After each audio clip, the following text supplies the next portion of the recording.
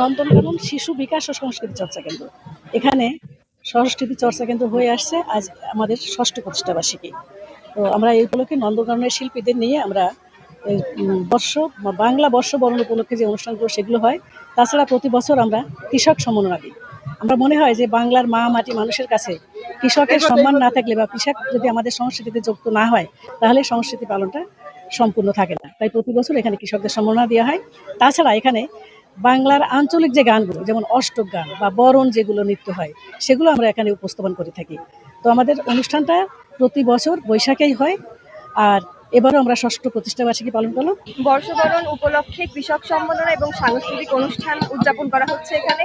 আমরা এখানে দেখতে এসেছি এবং আমাদের খুব ভালো লাগছে। এখানে এসে অনেক মানুষের আয়োজন হয়েছে, অনেক সাংস্কৃতিক অনুষ্ঠান হচ্ছে, ভালো লাগছে আমাদের এখানে এসে। নন্দনকাননের উদ্যোগে প্রতি বছর কৃষাণীদের কাস্তে টোয়ে গামছা মানে নতুন বস্ত্র যেটা সেটা দেওয়া হয়। এটা কিন্তু আর কোথাও দেওয়া হয় না। এটা দেখতে পেয়ে আমার খুবই ভালো লাগছে। আমাদের এই নন্দনকানন অনুষ্ঠান থেকে যে সম্মান আমাদের করেছে আমরা এতে খুব গর্বিত। আমরা আছে কৃষক, আমাদের কেউ মূল্যায়ন দেয় না, এনারা আমাদের ডেকে এনে যে মূল্যায়ন দিয়েছে আমরা খুব গর্বিত, আমরা খুব আনন্দ পাইছি।